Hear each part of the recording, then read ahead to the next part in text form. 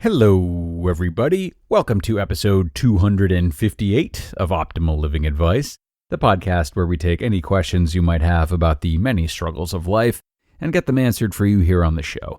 I am your host, certified life coach Greg Audino, reminding you before we begin that if you have a question you would like help with on the show, we welcome you to email it to us at advice@oldpodcast.com.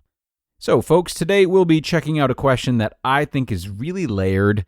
Our asker today has something she really feels she needs to confront her husband about, but she's also riddled with indecision about this confrontation, which seems to be causing her a lot of stress, anxiety, and magnification of the problems at hand. Let's see if we can address all parts of her question that she feels are at risk here today. Here's what she has to say. There's a question I've been wrestling with for some time now, a question about confronting my husband. People think of him as a happy guy. He would also say this about himself. He's the life of the party, energetic, and has the best jokes. But I think there's a lot of depression underneath all of that. He does have good energy, but all of his jokes are making fun of people. He really doesn't believe in himself or other people, especially the people he likes to make fun of. He doesn't have any real passions or interests. His life is just joking and working. He's miserable when he works, and when he jokes, he basically makes fun of being miserable, like a lot of the stand-up comics that end up really depressed. But I can't talk to him about this, because he won't see himself as depressed, and thinks that mental health is not such a big problem, and that a lot of people could just toughen up. I worry that confronting him the way I want to will cause a big shift for the worse in our relationship, and I don't know if either of us can handle that. And thanks so much to the asker for sending this in. Tough spot to be in, and I can see your concern for your husband's health as well as for the health of the relationship. I will say that although you seem to be more focused on your husband's ability to get through struggle than your relationship's ability to get through struggle, I feel it's really important to discuss both here today because I'm seeing correlation here. So let's talk about your husband first. Regarding whether or not he is depressed and what to do about it if he is, the big question I want you to start by asking yourself is, how do your husband's expectations of life differ from your own expectations of life? It's easy to diagnose someone else as being depressed or troubled simply because they don't have as big or as sunny expectations of life as we do. It is a sign of care and love, but it's also a sign of us putting our agendas on others. Well-intentioned, but ultimately mistaken. The path to depression is different for everyone, and a major part of whether or not we perceive ourselves as depressed relies on how well we're meeting our own expectations. You know, I'm reminded of a story that one of my best friends, and ultimately the person who I feel has mentored me the most, told me about his grandmother. So he's Chinese, and his grandmother, who I believe is around 96 now, was born and raised in an extremely impoverished village in China.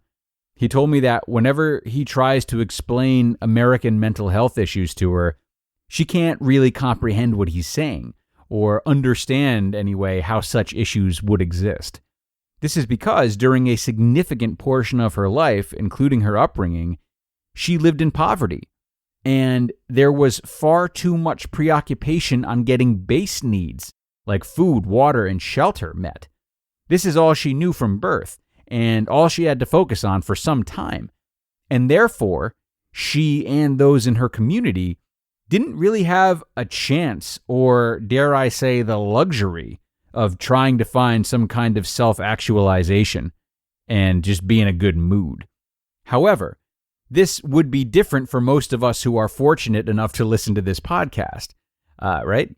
If you were to put someone like myself in that setting who was secure enough in having their base needs met all their life, there's far more time to calculate whether or not emotional needs are met. The net has expanded into new qualifications for a worthy life, and therefore, the amount of what stands to depress us is largely increased. And surely there are a lot of other variables here that would determine someone's expectations of life, but this is just a general example. Presumably, your husband did not grow up in such extreme circumstances as my friend's grandmother. Maybe you two grew up in the same socioeconomic circle. I don't know. Doesn't really matter the detail. But whatever the case may be, it seems possible to me that you two, you and your husband, have arrived at having different demands out of life. So, just because you might be depressed living his lifestyle doesn't mean that he is. And that's something to at least consider before you worry about diagnosing someone with something you think is wrong with them, even if they don't. Perhaps he does hold himself back more than he realizes, and perhaps he does miss out on a lot of opportunities to have more joy in his life. But is ignorance bliss? Maybe. But moving on to the relationship as a whole, and what I believe is your real question about whether or not you should confront him, I'll say this. I think you should bring this up with him, but mostly just because he's your husband, and therefore it's important to communicate your concerns to him, and vice versa. If you are unsure about whether or not you two can handle a big shift for the worse, as you put it, then getting into a pattern of calmly and compassionately communicating concerns is something that will be of a lot of importance. You may not be certain of the outcome of such a confrontation, but it's wise to be certain of your willingness to bring up things that are important to you. So, while I appreciate you sending this question in, I guess what I'm saying is don't hinge on my advice. Don't hinge on the reassurance of anyone about whether or not you should say something or whether or not he is indeed depressed. If you've been wrestling with this for some time now, as you said, then you're probably looking to deflect responsibility and gain control of the situation through someone else, which will not help you at crossroads like this in the future of this marriage. I say this because an equally important part of this question that I believe you're missing is your inability to make this decision on your own. Forget about if a big shift will be caused. Forget about whether or not you'll both be able to handle it. This is not something that's going to kill anyone. And it's time to accept the lack of control you have over how this confrontation would pan out, how he would react, etc. Yes, it's important to consider all possible responses of the confrontation in addition to what motives you might have that you aren't recognizing, but that doesn't mean that you'll get any closer to having a crystal ball about whether or not it's the best or the easiest or thing to bring this up.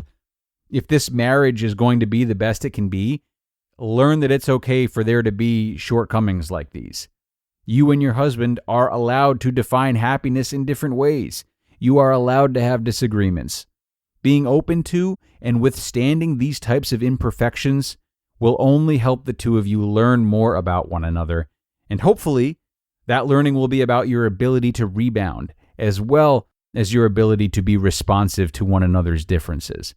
After all, that's the real test of a relationship, and will only help it keep growing into a relationship you want it to be, or a relationship that's healthy for you. Asker, I sure hope this answer was helpful to you. I really do think that this crossroads you're at is a great opportunity to relinquish control and ultimately be willing to take more risks and be more open with your husband, which is so important. Of course, the way in which you might bring up your concerns is a separate matter, which we didn't touch upon, but hey, you can always come right on back to OLA if you need guidance on that part as well.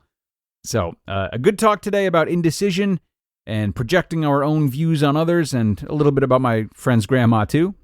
Hope you all enjoyed as much as I did.